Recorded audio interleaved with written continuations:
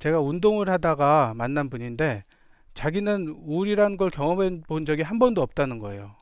그러면서 어머니가 우울해 하시는데 우울하다는 게 왜 우울한지가 자기는 이해가 안 되고 우울하다는 사람들을 이해할 수가 없대요. 아, 저 아들 때문에 저 어머니가 우울증에 걸렸을지도 모르겠다. 이런 생각이 들었어요. 얼마나 자신만 알고 상대방 마음을, 엄마의 마음을 이해할 줄 모르는 아들을 키우느라 엄마가 힘드셨을까? 상대에 대한 마음 헤아리기 능력이 부족한 사람들이에요.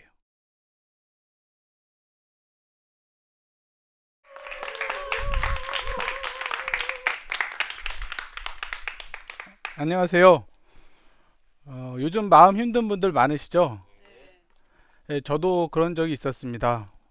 부끄럽지만 제 얘기부터 먼저 좀 시작하도록 할게요. 제가 정신건강의학과 전공이 2년차 시절인데요. 예, 저희 스승님으로부터 정신분석이라는 것을 경험해 보기 위해서 교육분석이라는 정신치료를 받아본 적이 있습니다. 그래서 선생님을 찾아가서 처음 만나 뵀는데 하신 말씀이 자네는 뭐가 제일 불편한가? 요즘 불편한 게 무엇이냐고 질문을 하셨어요. 그래서 제가 곰곰이 생각하다가 드린 답변은 저는 아내를 사랑해서 결혼을 했는데 요즘은 아내가 무섭습니다. 그때 당시에는 아내가 아이들한테 소리만 쳐도 무섭고 아이들한테 화를 내는 게 꼭 나한테 화를 내는 것 같고 그래서 굉장히 무서웠습니다. 그래서 교육 분석을 받으면서 매주 선생님을 찾아가서 1시간씩 수개월 동안 분석을 받는 동안에 제가 아내를 무서워하게 된 원인을 찾았습니다. 바로 어머니에 대한 두려움이었어요. 저는 아버지한테 맞은 경험은 없고요. 어머니한테 맞은 기억만 있습니다. 전자오락실에 갔다가 늦게 오거나 아니면 뭐 구슬치기나 딱지치기를 하다 늦게 돌아오면 어머니한테 크게 혼났습니다. 어머니는 어렸을 때 공부를 하고 싶었는데 할머니가 공부를 시켜주지 않아서 본인은 공부를 하지 못했다고 하면서 공부에 대한 것들을 굉장히 강조하고 아주 무서운 어머니였어요. 그랬는데 그 어머니가 소리치던 모습이 내 기억에 남아 있어서 아내가 소리칠 때 어머니의 그런 두려움이 아내에게로 옮겨갔다라는 것을 몇 달이 지나서야 발견할 수 있었습니다. 어린 시절 애착 대상과의 경험은 그 사람의 마음 습관, 즉 생각하는 습관과 감정을 느끼는 습관에 굉장히 강력한 영향을 미칩니다. 열심히 공부를 해서 전교 10등 안에 드는 성적을 받고 어머니한테 칭찬을 받기 위해서 성적표를 보여드렸는데 어머니가 그 순간에 1등도 못 해놓고 무슨 잘난 체냐 라는 핀잔을 들었다는 환자분이 있었고요. 학교에서 친구들한테 집단 따돌림을 당해서 너무 괴로워서 집에 와서 엄마한테 우울하다고 말씀을 드렸더니 네가 어떻게 했길래 친구들한테 그런 그 대접을 받느냐, 너 때문에 내가 우울해서 못 살겠다 라는 소리를 하는 어머니도 있었다고 합니다. 예, 애착 트라우마는 성장기에 경험할수록 더 강력한 영향을 미칩니다. 그래서 성장기라는 것은 마음과 생각, 감정의 틀이 형성되는 시기이기 때문에 이때 상처를 받게 되면 생각하는 습관의 틀이 왜곡되어서 상대방은 별다른 의미 없이 무표정하게 대하거나 그냥 말을 했는데도 저 사람이 나를 싫어한다, 나를 떠날 것 같다, 이런 마음의 생각이 흘러가게 되고 불안하고 두려운 감정이 생길 수 있습니다. 마음 헤아리기 방식의 왜곡이 어떻게 해서 일어나는지 제가 그림을 보면서 조금 더 설명을 드리겠습니다. 어린 시절에 엄마의 반응은 매우 강력한데요. 엄마의 반응이 곧 나의 마음처럼 느낍니다. 저 슬라이드 속에서 지금 아이가 바깥을 향해서 기어가다가 낭떠러지를 만나서 엄마에게로 돌아갈 때는 엄마가 위험하다는 신호를 보냈을 때 왼쪽 그림처럼 엄마에게로 다시 돌아갑니다. 그런데 오른쪽 그림에 있는 아이는 낭떠러지 같이 보이는 곳일지라도 엄마가 건너편에서 건너와도 된다, 안전하다라고 얘기를 해주면 저 낭떠러지 같이 보이는 유리판 위를 기어서 엄마에게로 갑니다.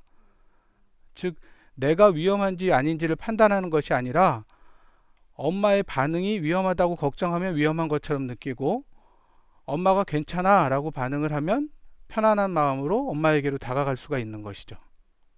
이처럼 아이가 엄마에게 보내는 신호를 엄마가 어떻게 반응해 주는가가 매우 중요합니다. 아이가 먼저 엄마에게 신호를 보내죠. 엄마 나 배가 고파, 기저귀가 젖었어, 뭐 낯선 사람이 나타나서 무서워. 이러한 반응을 했을 때 엄마가 아이의 마음을 추론합니다. 아, 아이가 지금 무섭구나. 아이가 뭔가 불편하구나. 이렇게 아이의 마음을 엄마 마음속에 띄웁니다. 엄마의 마음속에 띄운 상태에서 아이에게 반응을 해주면 이 반응을 아이가 그대로 받아들여서 아까 내가 보냈던 마음과 비슷한 마음이 내 마음속에 자리 잡게 됩니다.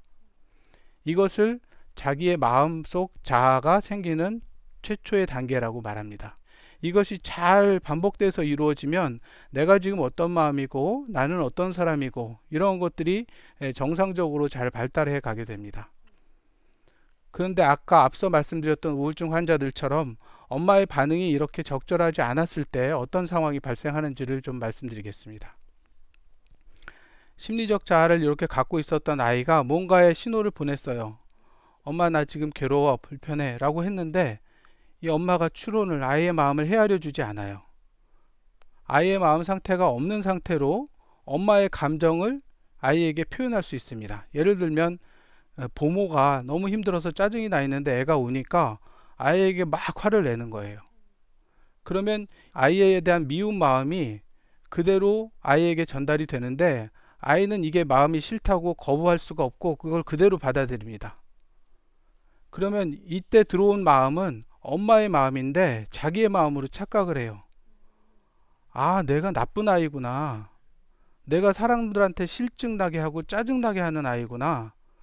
세상 사람들은 나를 싫어하네. 내가 미운 아이니까. 내가 이상한 아이니까. 뭔가 잘해서 엄마한테 칭찬받고 이해받고 싶었는데 그거 가지고 뭘 잘했다고 잘난 척이야. 이런 말을 들을 때 아, 맞아. 나는 별 볼 일 없는 애야. 난 잘나지 않은 애야. 라는 마음의 상처를 뿌리 깊이 갖게 되는 거죠.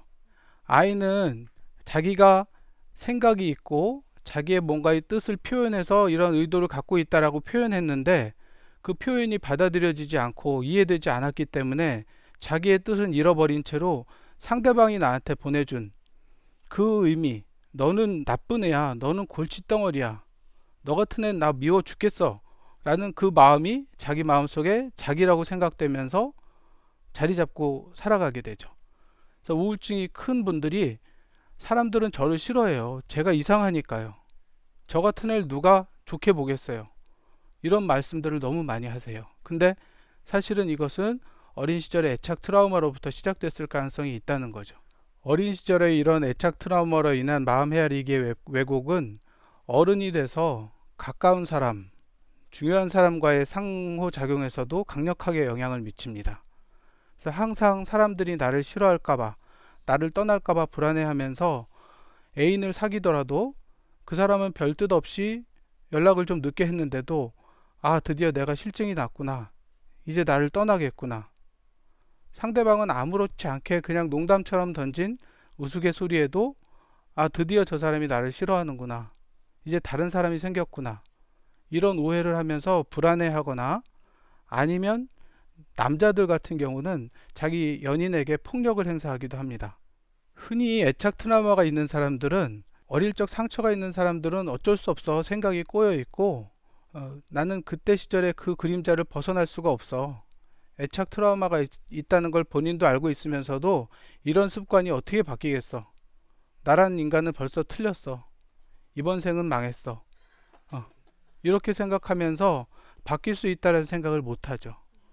애착 트라우마로 인한 마음 헤아리기 습관의 왜곡을 벗어나기 위해서는 마음 헤아리기 훈련을 잘 해야 되는데요. 그 훈련의 출발점은 마음 헤아리기가 어떻게 왜곡되는지, 왜곡되는 작동 방식을 잘 이해해야 합니다. 지금 이 그림에서는 뭐가 보이시나요? 할아버지가 보이시죠? 수염난 할아버지를 보이시는 게 맞습니다. 그래서 바카스라는 술의 신을 그린 그림이거든요. 근데 이 화가는 두 번째 제목을 달아놨습니다. 이 그림의 두 번째 제목은 키스하고 있는 연인이에요. 보이세요? 아까 꽃을 보고 넝쿨을 보신 분이 있는데 그 넝쿨 속에 남자와 여자가 키스하고 있는 모습이 보입니다. 왼쪽에 여자가 있고 오른쪽에 남자가 있죠. 그래서 오른쪽 남자가 여자를 끼안고 있고 왼쪽 여자가 남자와 입을 맞추고 있습니다. 이제 보이기 시작하시나요? 마음의 작동 방식은 크게 두 가지가 있는데요. 첫 번째는 수염난 할아버지를 보는, 빠르게 의미를 찾아내는, 순간적으로 찾아내는 그러한 방식이고요. 두 번째는 이 키스하고 있는 연인을 찾아내는 방식, 조금 더 주의를 기울이고 의식적으로 노력해서 숨은 그림을 찾아내는 이런 생각의 방식 두 가지가 있습니다. 애착 트라우마의 상처를 받은 사람한테 처음에 1번 시스템은 저 사람이 나를 싫어해, 저 사람이 넌 떠날 거야, 그러니까 네가 먼저 저 사람한테 욕을 하고 저 사람한테 화를 낸 다음에 떠나는 게 좋을 거야, 이런 식의 신호를 보내는 거죠. 그런데 이번 시스템으로 다시 한번 잘 생각해 보면 저 사람이 지금 나한테 서운해하고 있는 거는 있지만 내 모든 것을 다 싫어하고 나를 떠나고 싶다라는 생각은 아니라는 것을, 내가 오해하고 있었다라는 것을 다시 알게 되면서 그 사람과 화해할 수 있는 기회를 다시 찾을 수가 있죠. 그래서 1번 시스템이 주는 신호를 2번 시스템으로 정말 맞는지, 정말 이렇게 생각하는 게 맞는 것인지를 잘 생각해 보는 2번 마음 헤아리기 시스템을 잘 돌릴 수 있는 그런 힘을 키워야 됩니다. 그래서 상대방과의 상호작용 속에서 예를 들어 애인이 문자를 보냈는데 10분이 지났는데 답변이 오고 있지 않으면 1번 시스템은 거봐, 저 사람이 이제 너한테 관심이 식었어, 이제 저 사람은 떠나갈 거야, 이런 감정이 순간적으로 들었을 수 있지만, 아, 지금 저 사람이 지금 바빠서 문자를 못 받았을 수도 있겠구나, 내가 좀 더 기다려야 되는데 괜히 쓸데없는 오해를 했네, 이런 생각을 할 수 있게 해주는 시스템이라는 거죠. 이렇게 내 마음 헤아리기 방식의 왜곡은 그러면 어떻게 교정이 될 수 있을까요? 1번 시스템이 보내는 여러 가지 왜곡의 신호를 2번 시스템을 이용해서 잡고 고쳐보고 제대로 보려고 노력하는 연습을 해야 되는데, 그것은 스스로가 내 마음속을 돌아보는 일기를 써보는 것도 도움이 될 수 있고, 마음속에 생각과 감정이 흘러가는 것을 가만히 지켜보는 명상 훈련을 통해서도 할 수 있습니다. 또 한 가지 방법은, 내가 내 마음속을 돌아보는 것이 혼자 하기 좀 어렵다면 정신치료자나 상담가와 함께 자기 마음속을 들여다보는 훈련을 같이 도움을 받아가면서 진행해 볼 수도 있죠. 인간관계에서 받은 상처는 좋은 인간관계의 경험을 통해서 치유될 수 있고 교정될 수 있습니다. 그래서 나를 믿고 이해해 주는 사람이 단 한 사람이라도 있다면 그 사람은 아무리 힘든 우울 상황에 갔다가도 자기 마음을 회복하고 인생에 대한 다시 살아갈 수 있는 힘을 얻게 됩니다. 하지만 우선 내가 내 마음을 먼저 자세히 이해하고 자세히 돌아봐 줄 수 있어야 됩니다. 내가 어떤 상처가 있어서 어떤 마음 습관의 왜곡이 있는지, 나는 어린 시절의 경험 때문에 어떤 오해를 많이 하면서 살아왔는지, 내가 나를 미워하고 있지는 않았는지, 나는 못난이야, 나는 너무 얼굴이 못생겼어, 나는 능력이 너무 부족해, 나 같은 애를 누가 좋아하겠어, 나는 이상한 성격을 가졌는데, 이러면서 나를 미워했던 내 마음과 먼저 화해를 해야 되죠. 예, 제 환자분 얘기를 하나 더 해드릴게요. 죽이고 싶을 정도로 내 자신이 싫어요. 그리고 저는 동생이 너무 밉고 동생도 죽이고 싶어요, 이런 말을 하면서 진료실을 찾아왔어요.